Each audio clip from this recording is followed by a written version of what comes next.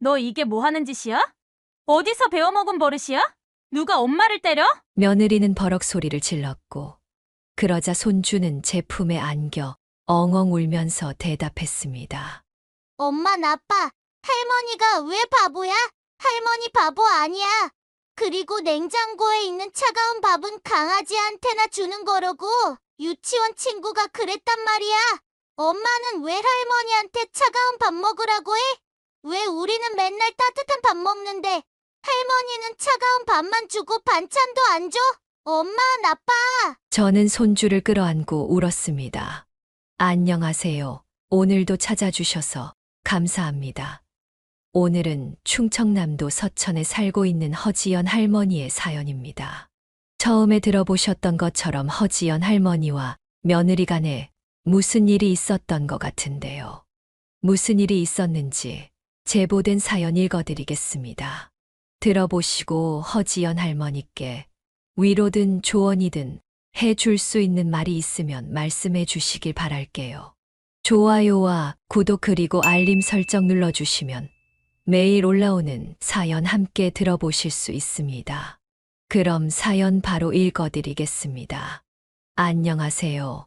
저는 아들 며느리와 함께 살고 있는 할머니입니다.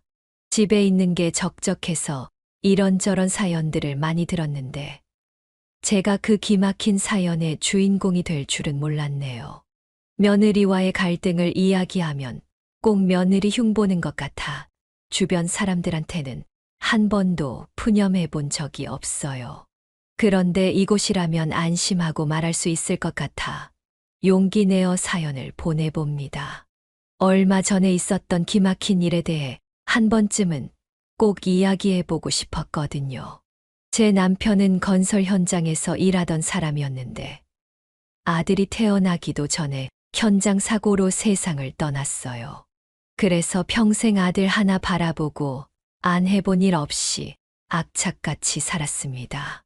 남의 집에서 좌판에서 물건을 팔아보기도 하고 5일장날에 그냥 가서 채소도 팔아보기도 하고 남의 집 파출부까지 하면서 아들을 키웠어요.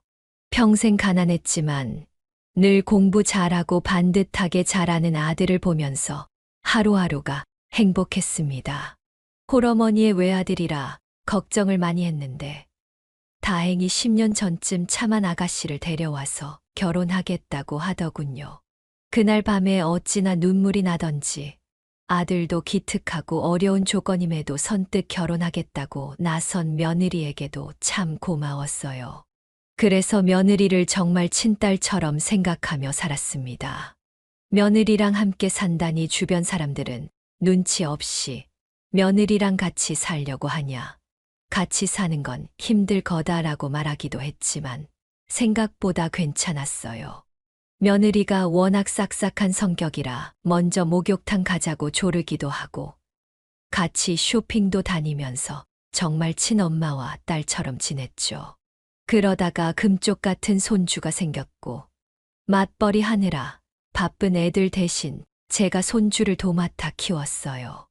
늙은 나이에 어린 아이를 키우려니 몸은 힘들었지만 마음만큼은 행복했습니다.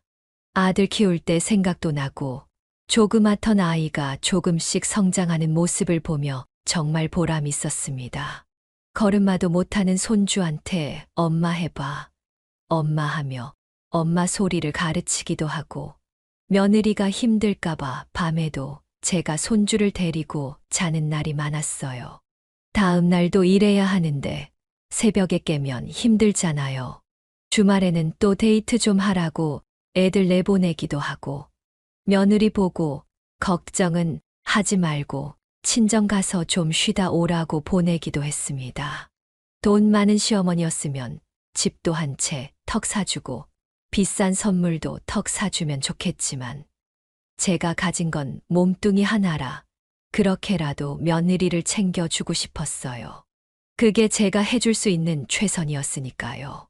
그러다 보니 손주의 첫 뒤집기도 걸음마도 엄마 소리하는 것도 제가 가장 먼저 보게 되더군요.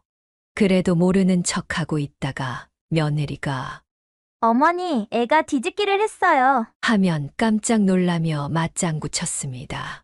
어머, 엄마한테 처음 보여주고 싶었나 보다. 내가 가르쳐 줄 땐 끄떡도 안 하더니 역시 엄마가 최고네 최고야. 그러면 며느리는 신나서 웃곤 했어요. 그럴 때면 제 마음도 흐뭇했습니다. 누가 먼저 보느냐가 무슨 대수냐고 할 수도 있지만 아이 키워 보신 분들은 아실 테죠. 아이의 변화를 가장 먼저 보게 된다는 게 얼마나 큰 의미를 갖고 있는지, 얼마나 부모로서 보람이 있는지 말이에요. 저는 며느리에게 그런 기쁨을 느끼게 해주고 싶었어요. 한동안은 손주가 자꾸 저를 보고 엄마라고 해서 할머니 소리를 가르치느라 애를 먹기도 했네요. 며느리 앞에서 서둘러 대느라 얼마나 진땀을 뺐던지. 가뜩이나 저와 함께하는 시간이 적어서 마음이 불편했을 텐데 다른 사람한테 엄마라고 부르는 애를 보면 속상할까봐 정말 열심히 할머니 소리를 가르쳤어요. 며느리 사진을 보여주며 이건 엄마, 제 사진을 보여주며 이건 할머니 하며 한참을 가르쳤던 끝에 드디어 할머니 소리를 하더라고요. 유치원에 처음 가던 날이 아직도 기억 속에 생생합니다. 고사리 같은 조그만 손을 잡고 유치원에 가는데 손주보다 제가 더 떨고 있었어요. 그런 저한테 꼭 안기며 할머니, 나 잘할 수 있어요. 친구들이랑 안 싸우고 사이좋게 지낼게요. 라며 안심시켜주는 손주의 모습이 아직도 눈에 선하네요. 그리고 손주는 정말 유치원을 다니는 3년 내내 말썽 한 번 안 피우고 잘 지내더군요. 친구도 많이 사귀고 생일이라 생일 파티하자고 친구들 불러오라고 하면 제가 생각했던 것보다 더 많은 친구들을 데려와 저를 놀래키기도 했어요. 그럴 때면 반대로 김밥도 더 말고 닭도 튀기면서 애들 하나하나 모두 배불리 먹여 돌려보내고 했죠. 아들이 제게 준 용돈을 모아 비싼 변신 로봇을 사주면 저한테 와서 반기는 손주 모습의 일을 다시 시작해볼까 싶기도 했지만 손주가 유치원 간 사이에만 할 수 있는 일은 없더라고요. 그래서 제가 해줄 수 있는 거라도 정말 최선을 다해서 해주자 싶어 인스턴트 음식 한 번 안 먹이고 모든 걸 손수 만들어 먹이며 그렇게 키웠습니다. 피자가 뭔 줄 몰라서 그냥 치즈며 햄이며 손주가 얘기해 주는 대로 다 넣고 사골국 끓였다가 망쳤던 것만 빼면 말이죠. 사골국이 몸에 좋으니까 그냥 좋은 거 다 넣으면 좋을 줄 알았는데 손주가 먹지 않아서 쩔쩔맸던 날도 있었어요. 그날은 처음으로 쌈짓돈 털어 피자 한 판 시켜줬네요. 그제서야 저도 피자 맛을 알게 됐어요. 60이 넘은 나이에 말입니다. 그것만 아니면 나름대로 잘 해왔다고 생각해요. 열심히 손주들 키웠고 또 열심히 아들 며느리 대신 살림도 했고요. 그렇게 8년의 시간이 지났습니다. 옹알이를 하던 손주는 어느덧 초등학교 입학을 했고 이제는 저보다 더 말을 잘합니다. 그 사이에 제 나이는 70을 넘어갔죠. 어린이집에 다니던 손주가 초등학교 입학을 앞두고 있던 어느 날부터 기분이 조금 우울했어요. 뭐랄까 손주가 다 컸다고 생각하니 내심 서운해서 그런 것 같기도 하고 그냥 나이가 들면서 70대라는 생각에 울적했던 것 같기도 해요. 이 모든 순간에 남편이 함께였다면 남편은 얼마나 좋아했을까 하며 그리워서 그랬던 것 같기도 하고요. 그래도 금방 괜찮아지겠지 하면서 지냈어요. 그냥 나이 들면 다 그런 거라고 제2의 갱년기 정도로 생각하자고 스스로를 다독이면서 말이죠. 나이가 되니 손주를 챙기는 것도 참 쉽지 않더군요. 체력도 많이 벅차고 또 자꾸 깜빡깜빡 하기도 하고요. 그래서 잘 지냈던 며느리와의 사이도 점점 멀어졌습니다. 며느리 잘못은 아니에요. 모두 제 잘못이죠. 자꾸 깜빡깜빡 하니까 이런저런 문제들이 생겼거든요. 가족 여행 가는 날 가스불을 안 끄고 나와서 정말 식겁한 적도 있었죠. 손주가 초등학교 입학한다고 기념으로 강원도로 여행 가던 날이었는데 그날 아침까지 제가 사골을 끓이고 있었거든요. 차 막히면 안 된다고 아들이랑 며느리는 아침부터 서두르고 있고 저는 사골 끓이랴 손주 챙기랴 정말 정신이 하나도 없었어요. 손주만큼은 빈속에 나가게 할 수가 없어서 간단하게 과일 깎아서 좀 먹이고 저도 옷 갈아입고 하다 보니 어느새 사골은 제 머릿속에서 사라져 버렸던 거죠. 그렇게 번갯불에 콩 구워 먹듯이 후다닥 준비하고 집을 나설 때까지도 저는 가스불 생각을 하지 못했어요.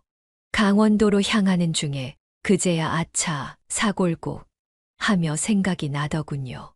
그래서 집이 불나게 생겼다면서 어서 빨리 돌아가야 한다는 저의 말에 모두 식겁하며 돌아왔어요. 결국 저 때문에 여행을 모두 망쳐버렸죠. 그리고 그렇게 돌아온 집에는 매캐한 냄새와 연기가 자욱했어요. 다행히 불이 나지는 않았지만 사골은 쫄다가 못해 들통 바닥이 시커멓게 타버렸고 온 집안에 탄내가 배어 그거 빼내는데 정말 한참 걸렸습니다. 꼬박 3일을 환기시켰는데도 탄내가 안 빠지더라고요. 게다가 빨래에 널어놨던 옷들에 그 냄새가 전부 배어버렸어요. 섬유유연제를 듬뿍 넣고 빨래를 2~3번 다시 했는데도 냄새가 빠지지 않더군요. 결국 그 옷들은 모두 버릴 수밖에 없었습니다. 거기엔 며느리가 아끼던 옷도 있었는데 미안해서 얼굴을 들 수가 없었어요. 그 이후로 모두가 집을 비울 때면 며느리는 가스불부터 확인하고 나갔습니다. 제가 확인했다고 해도 꼭 다시 집에 들어가서 확인을 해야 마음이 놓였어요. 가끔은 제가 날 무시하는 건가, 날 못 믿는 건가 하면서 기분이 상하기도 했지만 어쩌겠어요. 전적이 있는 제가 참아야죠. 그때부터였던 것 같네요. 며느리랑 사이가 조금씩 멀어지기 시작한 게 그 뒤로도 참 많은 것들을 전 깜빡깜빡하기도 하고 점점 변해가기 시작했습니다. 같은 아파트 할머니들이 요즘 왜 이러냐고 물을 정도로 대화하는 게 어려워지기도 하고 제 자신이 느끼기에도 제가 변해가는 것 같아 두려울 정도였어요. 그래서 남들한테 말을 못했지만 한동안 불안했던 적도 있었어요. 내가 왜 이러나 싶어서요. 또 괜한 사람을 잡은 일도 있었죠. 할머니들 모임이 있었는데 그날 지갑을 잃어버렸거든요. 근데 유독 한 할머니가 자꾸 눈에 밟히는 거예요. 왠지 저 사람이 내 지갑을 훔쳐서 숨겼을 것 같고 너무 의심스러워서 그날 결국 그 할머니 머리채를 잡고 말았습니다. 제 자신도 깜짝 놀랄 정도로 순식간에 벌어진 일이었어요. 앞자리에 앉아 있다가 갑자기 머리채를 잡고 내 지갑 내놓으라고 소리를 질렀으니 그 사람은 얼마나 당황했을까요? 다른 할머니들의 만류에 결국 싸움은 끝났는데 그 후로 저는 모임에 나갈 수가 없었습니다. 또다시 그런 일이 있을까봐 너무 두렵기도 했고 무엇보다도 화장대 위에 곱게 놓여있는 지갑을 보면서 내가 정신을 어디다 두고 사는 거지 싶어서 남들한테 피해 주지 않으려면 집 밖으로 나가지 말아야겠다는 생각을 했어요. 그런데 집에만 있어서 그런지 점점 날짜 개념이 없어지는 겁니다. 시간 가는 것도 자꾸 모르고요. 그래서 하루는 손주를 데리러 학원에 가야 하는데 깜빡하고 가지 못해서 사단이 난 적도 있습니다. 손주가 학원에 다니기 시작한 지 얼마 안 되기도 하고 거리가 좀 멀어서 길을 아직 모르는 상태였거든요. 그래서 제가 꼭 데리러 갔어야 했는데 그만 깜빡하고 만 거죠. 휴대폰도 없었던 손주는 학원 앞에서 엉엉 울다가 자기 혼자 집에 와보겠다고 무작정 걸었던 모양이에요. 그런데 아무리 걸어도 집은 안 나오고 그러다가 나쁜 형들을 만나서 갖고 있던 장난감도 빼앗겼대요. 며느리가 퇴근하고 손주를 찾을 때서야 저는 제가 무엇을 깜빡했는지 떠올랐습니다. 저녁 7시가 넘은 시간에 말이죠. 눈물 바람으로 손주를 찾아다녔어요. 학원이며 근처 오락실, PC방까지 정말 안 가본 곳이 없었습니다. 그러다가 한참 만에 아들한테서 전화가 걸려왔어요. 어머니 찾았어요. 저는 한달음에 집으로 달려갔습니다. 들어보니 작은 아이가 자꾸 울면서 혼자 같은 데를 뱅뱅 돌고 있으니 어떤 고마운 분이 애를 파출소에 데려다 준 모양이었습니다. 저는 손주를 안고 미안하다고 또 돌아와줘서 너무 고맙다고 엉엉 울었습니다. 며느리는 그런 댁에서 손주를 떼어놓은 뒤 그날 밤은 직접 데리고 자더군요. 자려고 누울 때 얼마나 급하게 뛰쳐나갔던지 맨발로 온 동네를 뛰어다녀서 발이 만신창이가 되었더라고요. 나뭇가지에 찔리고 더러워진 발을 씻으면서도 저는 그저 며느리와 손주에게 미안할 뿐이었습니다. 그리고 제 자신을 얼마나 책망했는지 몰라요. 왜 이렇게 정신을 놓고 사냐고 말이죠. 그 사건 이후로 며느리는 저랑 눈도 마주치지 않더군요. 게다가 자꾸 밥통 사용 방법이며 청소기 사용 방법을 깜빡깜빡해서 집안일을 하지 못하는 일이 많아지니까 살림에서도 손을 떼라고 하더라고요. 입이 10개라도 할 말이 없었기에 저는 그저 알겠다고 했습니다. 그렇게 저는 뒷방 늙은이가 되어갔죠.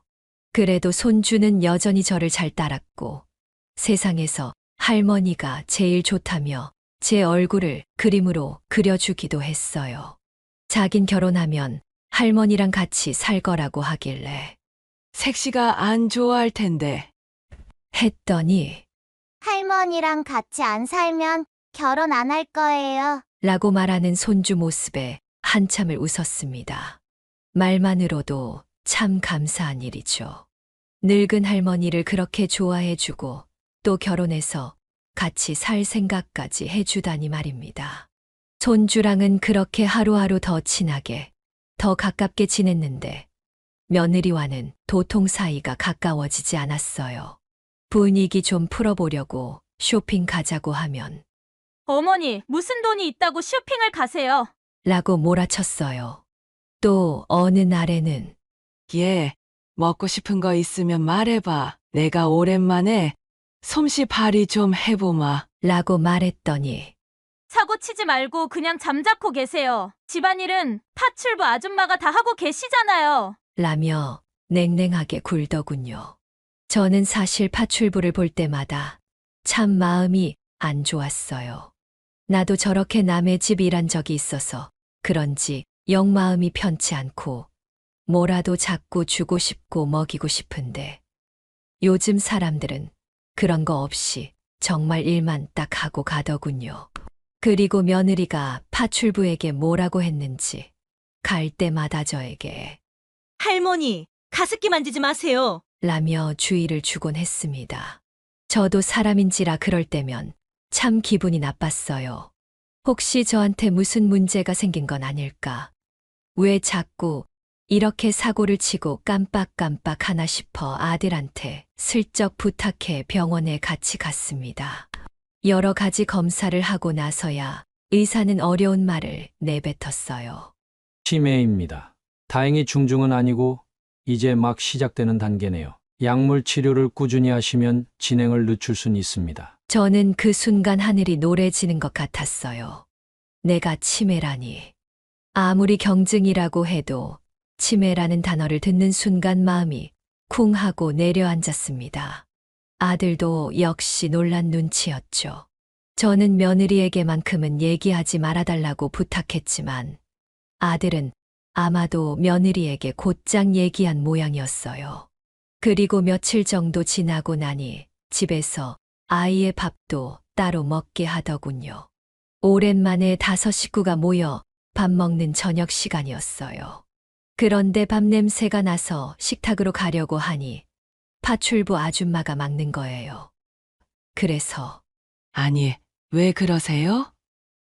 밥 다 된 거 아니에요? 라고 했더니 할머니는 방으로 들어가 드세요. 라며 저를 방으로 밀어넣고 문을 쾅 닫아 버리더군요. 서러워서 눈물이 났습니다. 이제는 애들이랑 밥도 못 먹는 신세라니요. 파출부 아줌마가 갑자기 왜 그럴까 싶어서 쟁반에 밥을 갖고 오는 아줌마를 붙잡고 물었습니다. 아줌마, 나한테 왜 이래요? 왜 애들이랑 밥을 못 먹게 해요? 내가 뭐 잘못했어요? 그랬더니 돌아오는 대답은 충격적이었습니다. 그게 아니고 사모님이 그렇게 하래요. 사모님, 할머니 며느리가요. 왜요? 이유야 저도 모르죠. 그냥 할머니 식사는 앞으로 방으로 갖다 드리라 하니까. 저야 돈 주는 사람이 시키는 대로 하는 것뿐이에요. 아주머니는 잠시 바깥 눈치를 보더니 소곤거리는 소리로 대답했죠. 밥맛이 뚝 떨어지고 이렇게 살아서 뭐하나 하는 생각이 들더군요. 밖에서는 계속 손주가 할머니는 왜 안 나와? 할머니랑 밥 같이 안 먹어? 할머니는 아프셔서 이제 같이 밥 못 먹으니까 그렇게 알아. 하고 지 엄마한테 묻는 소리가 들리는데 며느리는 계속 조용히 하라고 하며 매섭게 말했어요. 그날부터 저는 마치 격리당하는 것처럼 살았어요. 아들과 며느리가 출근한 후에야 방에서 나올 수 있었고 애들이 퇴근하고 나면 방에 갇혀서 화장실 한 번 가는데도 눈치를 몇 번씩이나 봐야 했죠. 나중엔 며느리가 나에게 요강을 사다 주더군요. 말로는 밤에 화장실 왔다 갔다 하기 힘드실까봐 여기에 둘게요. 라고 했지만 이유는 뻔했어요. 화장실 때문에 나오는 것도 꼴 보기 싫었던 거겠죠.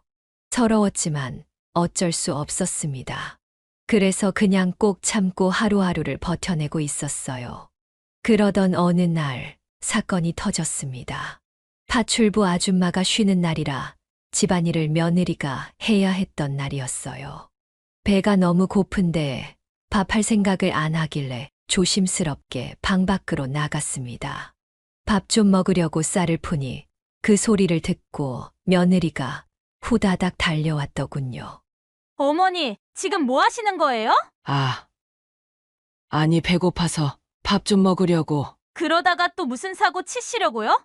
그냥 잠자코 계세요. 이따 기남이 아빠 오면 치킨이라도 시켜드릴 테니까. 아니, 하루 종일 아무것도 안 먹었는데 내가 밥하는 게 안 내키면 밥 좀 조금만 주면 안 되겠니? 너무 배가 고픈데. 며느리는 짜증 섞인 한숨을 내뱉더니 신경질적으로 밥통을 치웠어요. 며느리가 쟁반을 꺼내길래 용기 내서 한마디 했습니다. 예.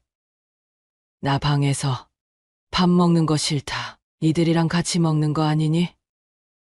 오늘만이라도 식탁에서 먹게 해다오. 방에서 먹으면 꼭 죄수가 된 것 같아서 말이야. 며느리는 잠시 저를 흘겨보더니 알았어요. 식탁에 앉아 계세요. 라고 했습니다.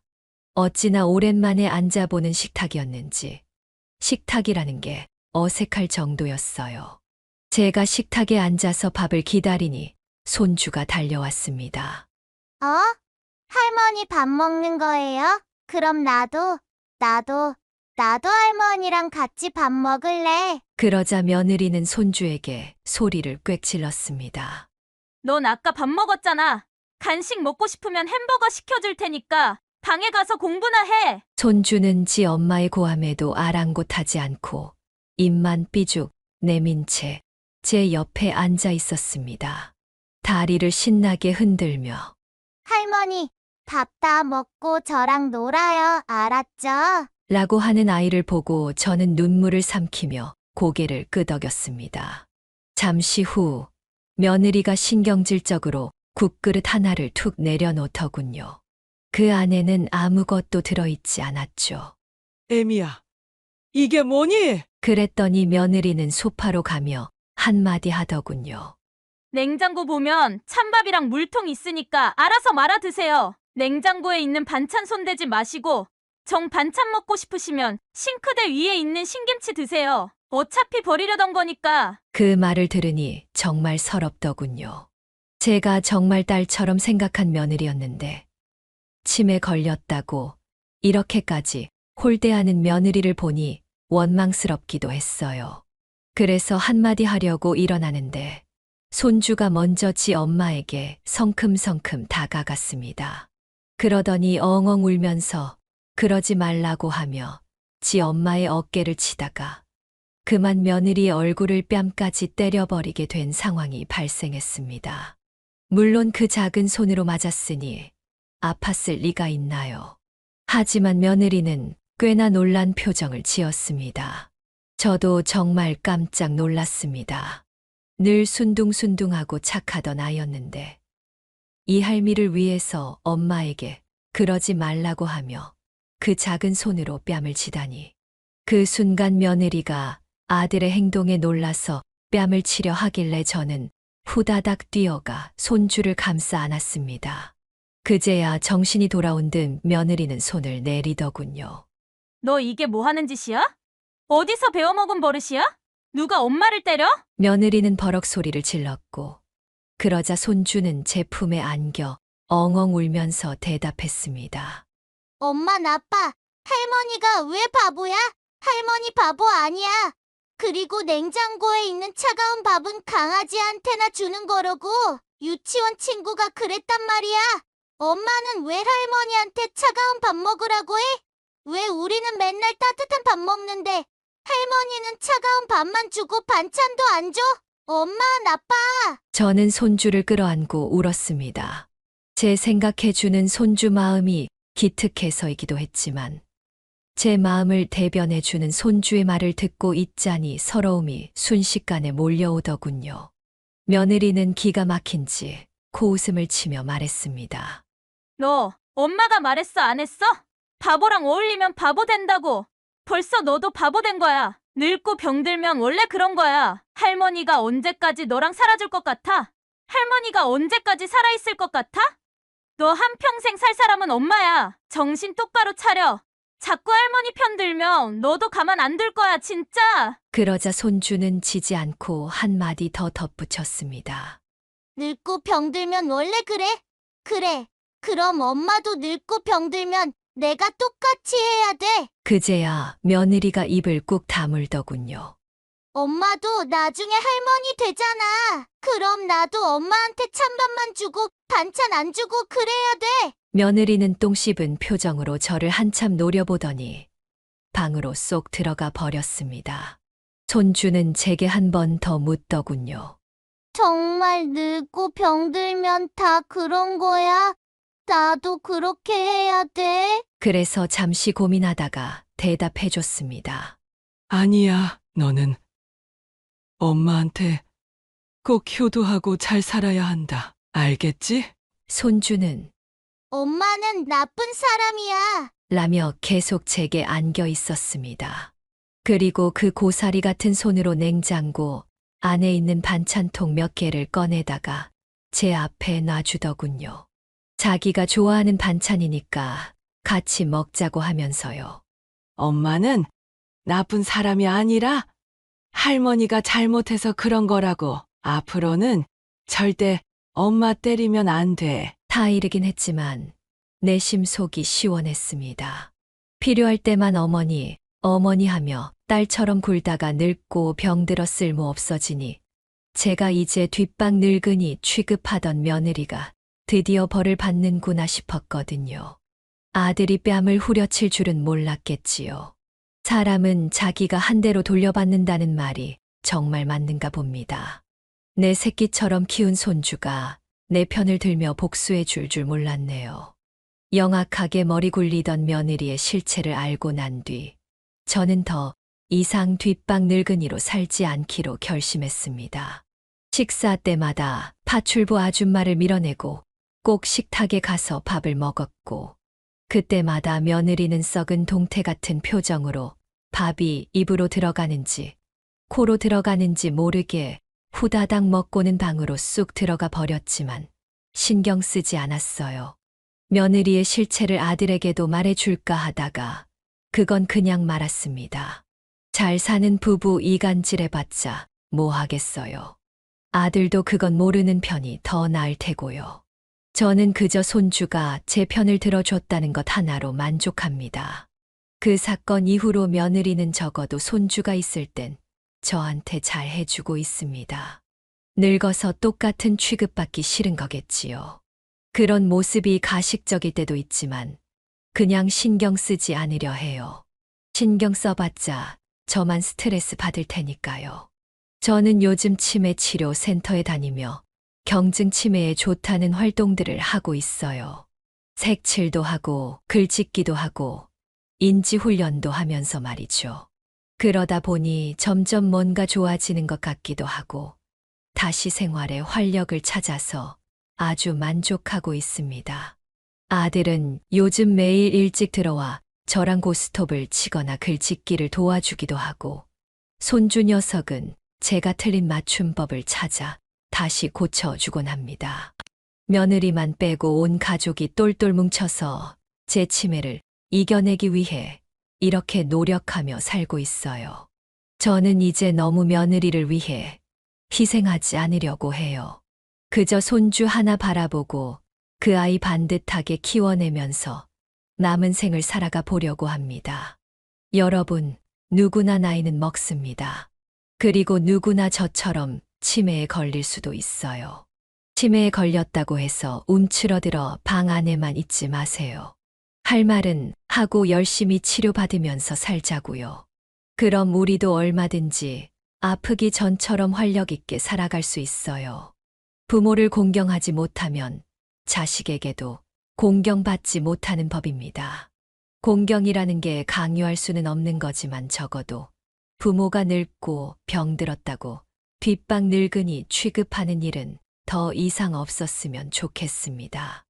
여러분, 우리 건강하게 오래오래 삽시다. 지금까지 긴 이야기 들어주셔서 감사합니다.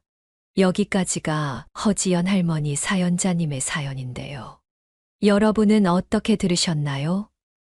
허지연 할머니 사연자님 입장에서 제보된 사연 내용이로 조금은 할머니의 입장에서 작성되었다고 볼 수 있는데요.